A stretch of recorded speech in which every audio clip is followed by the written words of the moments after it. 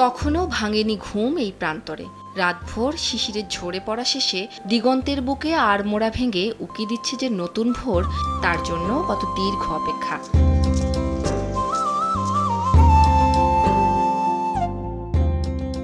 নতুন এমন এক ভোরে কুয়াশার বুক চিরে জীবিকার ডাক। ধরণীর বুকে ঋতুর এই পালা বদলে উদার প্রকৃতি এ সময় যা কিছু দেয়, তার কেন্দ্রে মানুষ আর তার জীবিকার নিবিড় যোগ, জাগে নতুন প্রত্যাশা। সোনালী ধানের স্বর্ণাভ রং কৃষকের প্রাণে এনেছে নতুন উদ্যম। বিস্তীর্ণ ফসলের মাঠ যেন তার আশার আলো। প্রকৃতি আর মানুষের এমন অপূর্ব মিলন পর্ব শেষে শিশিরের মুক্তদানা ভেদ করে রোদের আভা এখন মাটির আঁচল।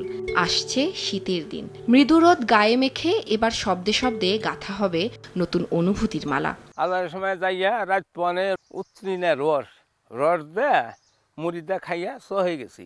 এখন তো শীত নেই, ওই একটুই পরে তাই তো আমরা অস্থির হয়ে যাই। আর আগেকার শীত দুবাগাছের ভিতরে সল পড়ে গেছে। ঋতুর পালা বদলের চরিত্র এখন কিছুটা বদলেছে বটে।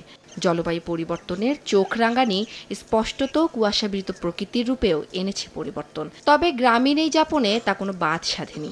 শীতকাল হোক আর গ্রীষ্মকাল হোক, আমরা মাটির মানুষ, মাটিতে আমরা কাজ করি। চাল করি, আলো পিঠা করি, জামা পিঠের আসি, উৎসব করে খাওয়া দাওয়া। ইট কাঠের নগরীতে আসন্ন শীত বুড়ির গল্প জমে চায়ের কাপে।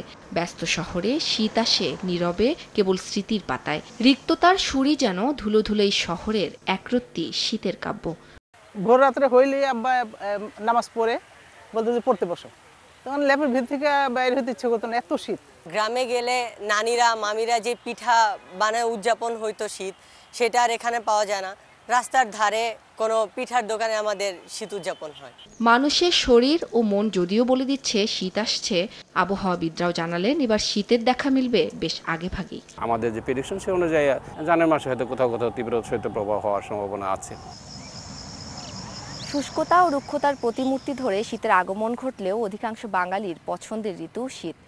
পদে পদে শীতাতুর জড়তা জড়িয়ে থাকলেও শীত বাঙালির উৎসবের। তাই তো নিরানন্দের আবরণ সরিয়ে শীত কথা বলে প্রাণচঞ্চল এক নতুন জীবনের। উম্মে হানি, সময় সংবাদ, মানিকগঞ্জ।